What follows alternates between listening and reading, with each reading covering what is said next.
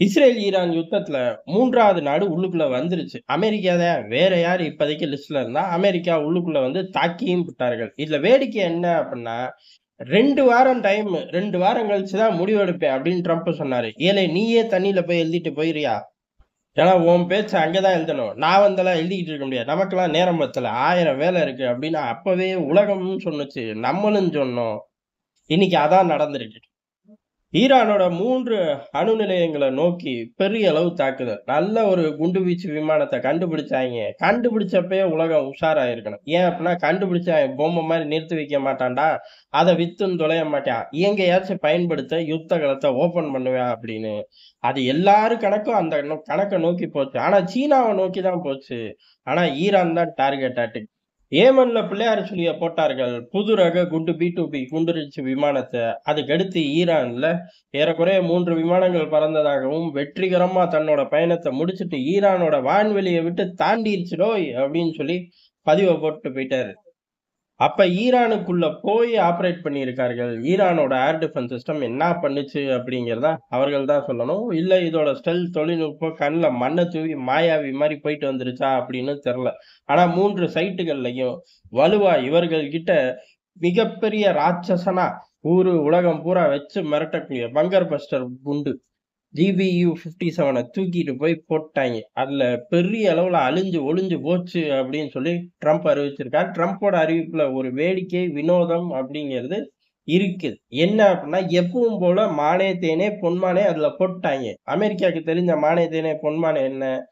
இது வரலாற்று சிறப்புமிக்க தாக்குதல். எல்லாத்தையும் நீ இப்படித்தான் சொல்ற. எங்க ஊர் வானிலை தான் இப்படி சொல்லுவாய்ங்க. வரலாறு காணாத மழை, வரலாறு காணாத வெயில், வரலாறு காணாத தங்கத்தோட உச்ச விலை அப்படிம்பாய்ங்க.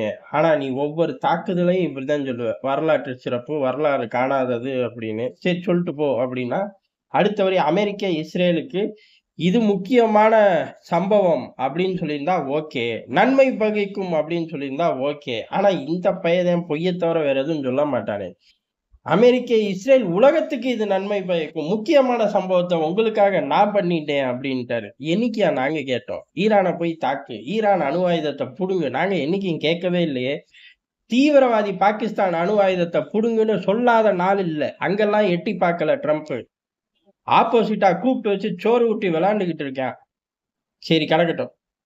நம்ம சப்ஜெக்ட்டுக்குள்ளேயே வருவோம். ஈரான பொறுத்தவரை ஈரானோட அணு ஆயுதத்த புடுங்குனது உலக நன்மை. இதத்தான் ஈராக்லயும் சொன்னீங்க.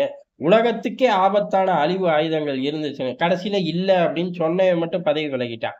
பதவி விலகாம இருந்தா அடுத்த வருஷம் பதவி விலகிருவான். ரிட்டயர்மென்ட்ல இருக்கிறவன். விஆர்எஸ் குடுத்தா என்ன? குடுக்காட்டி என்னங்கிற மாரி தான் சம்பவம் நடந்துச்சு. அதத்தான் இப்ப ஈரான் விவகாரத்திலயும் பண்ணிட்டார்கள். சரி, ஈரான் இத எப்படி எடுத்துட்டு போப்போது? ஏன்னா இப்ப தெளிவா யுத்தம் 3வது நாடு உள்ளுக்குள்ள நுழைஞ்சிருச்சு. இப்ப அமெரிக்காவுக்கு எதிரான நிலைப்பாடு கொண்ட நாடுகள் உள்ள நுழையணும். ஆனா நுழைவார்களா? தெரியல.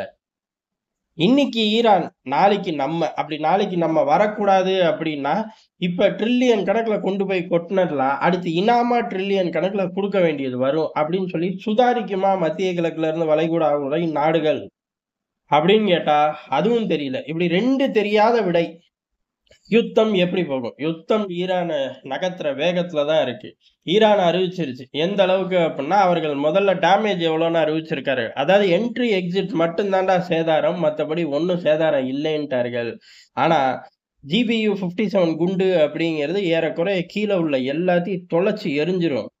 எது அந்த காலத்துல பாதாள உலகத்துல வாழ்ந்த அரக்கர்கள கூட, இந்த காலத்துல இந்த குண்டு போய் அழிச்சிரும் அப்படிங்கிற மாரி அமெரிக்கால பேய் பூத கதைய சொல்லுவாய்ங்க.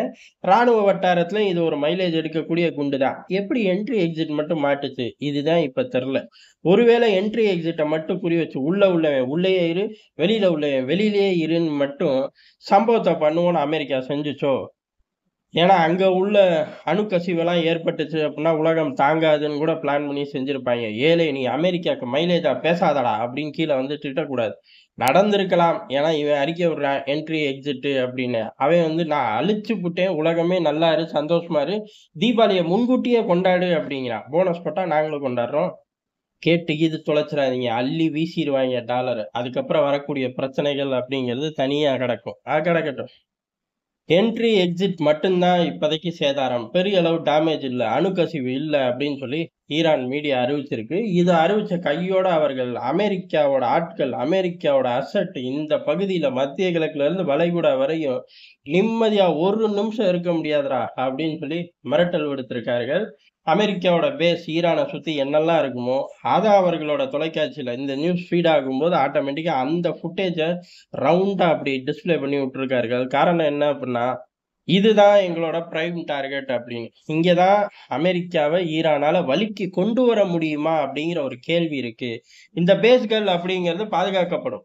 அப்படியே டேமேஜ் ஆனாலும் பெரிய அளவு அமெரிக்காவுக்கு ஒரு பதட்டத்தை கொடுக்குமா அப்படின்னு கேட்டா, மெயின்லேண்ட் அமெரிக்காவை தொடாம அமெரிக்கா சரண்டரை நோக்கி போகாது.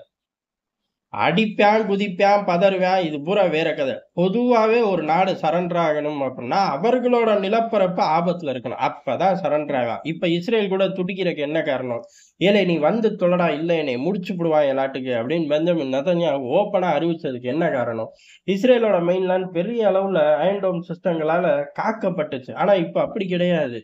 பெரிய அளவு மிசைல்கள் உள்ளுக்குள்ள போய் சம்பவம் பண்ண ஆரம்பிச்சுச்சு. அடுத்து ஆளில்லா விமானம். அது ரொம்ப விலை கம்மி. ஆனா ரொம்ப எஃபெக்டிவா இஸ்ரேல பதம் பார்த்த உடனே பயப்பிள்ளைங்க துடிச்சு போயிட்டாங்க, பதறி போயிட்டாங்க. டக்குன்னு அமெரிக்காவை குதிக்க விட்டாங்க. நீ குதிக்கிறியா இல்லையா அப்படின்னு ஒரு டசன் லாபி குழுக்கள் வெள்ளை மாளிகையை சுத்தி நின்னு போராட்டம் பண்ணாத குறையா. லாபி குழுக்கள் போராட்டம்லாம் பண்ண தேவையில்ல. அவனுக்கு நேரா டின்னர் டேபிளே உட்காந்து பொண்டாட்டி நமுக்கிற மாதிரி நமுத்து வேலையை பார்த்துருவாங்க. அப்புறம் என்ன 3 குண்டு வச்சு விமானம் போன கதை தான் நமக்கு இப்ப தெரியுமே. ட்ரம்பை பொறுத்தவரையும் தான் அவரே சொல்லிவிடுவாரு. இத்தனை போச்சு, இப்படி பண்ணோம், இப்படி வந்தோம், இப்படின்னு. கடைசியில மானே தேனே பொன்மானே. எது உலக நன்மைக்காக தான் நான் எல்லாம் செஞ்சேன். உனக்காக தான்ப்பா நான் பேசிட்டு வந்தேன் அப்படிங்கிற மாதிரி அந்த காலத்து பழைய பட யூனியன் லீடர் மாதிரி வில்லத்தனத்தை பண்றது. அது உள்ளூர் அரசியலா போயிருமோ? இடத்துல வந்தது சொன்னோம். சரி பரவாயில்ல. காளிங்கன் உங்களை பார்த்து தான் சிரிச்சுங்க.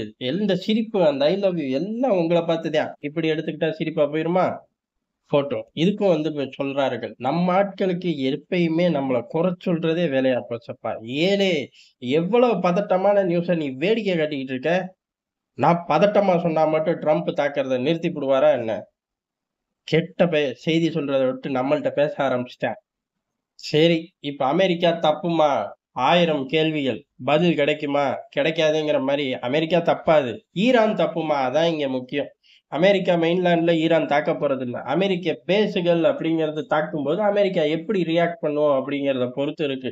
பேர்ல் ஹார்பரை தொட்டனால ஜப்பான்ல குண்டு பட்டான். இல்லடா டேய், ரஷ்யா ஜெர்மனியை பிடிச்சு உலக யுத்தத்தை நிறுத்திடுச்சுன்னு பேர் வரக்கூடாதுன்னு ஜப்பானை பிடிச்சு உலக யுத்தத்தை நிறுத்த வக்கு இல்லாம ஜப்பான் கிட்ட இல்லாத அணு ஆயுதத்தை கொண்டு போய் போட்டான் அமெரிக்கா அப்படின்னு சொல்ற மாதிரி சம்பவங்கள் இங்க நடக்குமா தெரியல. ஆனா ஈரான் இஸ்ரேலை கதற விடும். அமெரிக்கா செய்யற ஒவ்வொரு வேலைக்கும் அமெரிக்க பேஸ்கள் அப்படிங்கிறது அடி விழுகும். அதே மாதிரி அமெரிக்க பேஸ்கள் ஈரான் இருக்கக்கூடிய திசையை நோக்கி மட்டும் காவ காக்க முடியாது. ஈரானோட ஒரு டசன் பிராக்சிகள் தாக்குவார்கள். அதுலயும் தப்பிக்கணும். இதை தாண்டி அமெரிக்காவுக்கு கொடுக்க வேண்டியதை வட்டியும் முதலும் இஸ்ரேலுக்கு கொடுக்க வேண்டியதை வட்டியும் முதலமா சேர்த்து டெல்லவிலேயே வச்சு செஞ்சு விடுவாங்க. அதனால அந்த சைடு அடி விழுக விழுக அமெரிக்கா வலிக்கு வரும். ஈரானும் அதைத்தான் சொல்லியிருக்கு. சண்டே அமெரிக்க அதிபர் ஆரம்பிச்சிட்டாரு. முடிவை நாங்க கொண்டு வரோம். அமெரிக்காவை எப்படி வழிக்கு கொண்டு வரணுமோ அப்படி கொண்டு வருவோம் யுத்தத்து வழியா அப்படின்னு சொல்லி ஈரான் பெரிய அளவுல முழங்கி இருக்கு. இதுக்கு அடுத்து கமேனி ஏகப்பட்ட திட்டங்களோட தயார் நிலையில சில உத்தரவுகளை கொடுத்திருக்காரு. என்னங்கிறத விரிவா அடுத்த பகுதியில பார்ப்போம்.